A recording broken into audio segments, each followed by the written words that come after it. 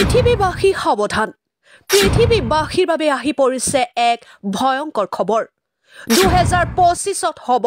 পৃথিৱী ধ্বংসৰ আৰম্ভণি 2025ক লৈ বাবা ভাংগাৰ ভয়ংকৰ ভৱিষ্যতবাণী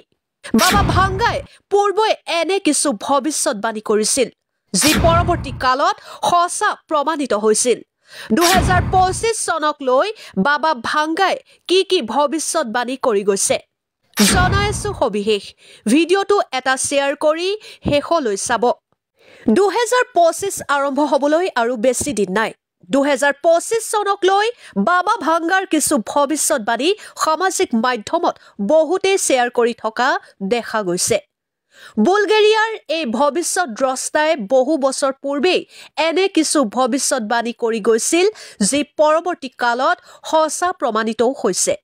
বাবা ভাংগাৰ ভৱিষ্যতবাণীসমূহৰ মাজত আছে 9/11ত আমেৰিকাৰ টুইন টাৱাৰত আক্ৰমণ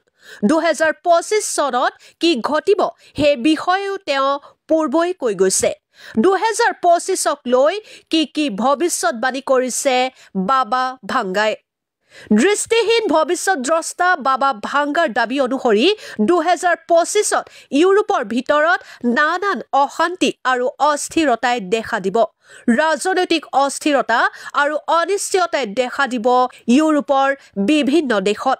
ইউৰোপৰ দেশসমূহৰ মাজত এই অশান্তিয়ে ইমানেই ডাঙৰ আকাৰ ল'ব যে ইয়াৰ ফলত প্ৰচুৰ প্ৰাণহানিও হ'ব পাৰে কৰ্কটৰ ঔষধ আৱিষ্কাৰ কৰাৰ ক্ষেত্ৰত 2025 চনত বিজ্ঞানৰ উল্লেখযোগ্য অগ্ৰগতি হ'ব বুলি জনাইছে বাবা ভাংগাই কৰ্কটৰ ঔষধ আৱিষ্কাৰৰ ক্ষেত্ৰত বিশেষ কৃতকাৰ্যতা দেখুৱাব চিকিৎসকে ইয়াৰ ফলত আগন্তুক দিনত কৰ্কটৰ দৰে মাৰণ ৰোগৰ পৰা আৰু কোনো ভয়ৰ কাৰণ নাই ভিন্ন গ্ৰহৰ প্ৰাণী বাবা ভাংগাৰ ভৱিষ্যতবাণী অনুসৰি 2025 চনৰ ভিন্ন গ্ৰহৰ প্ৰাণীৰ সাক্ষাৎ পোৱা যাব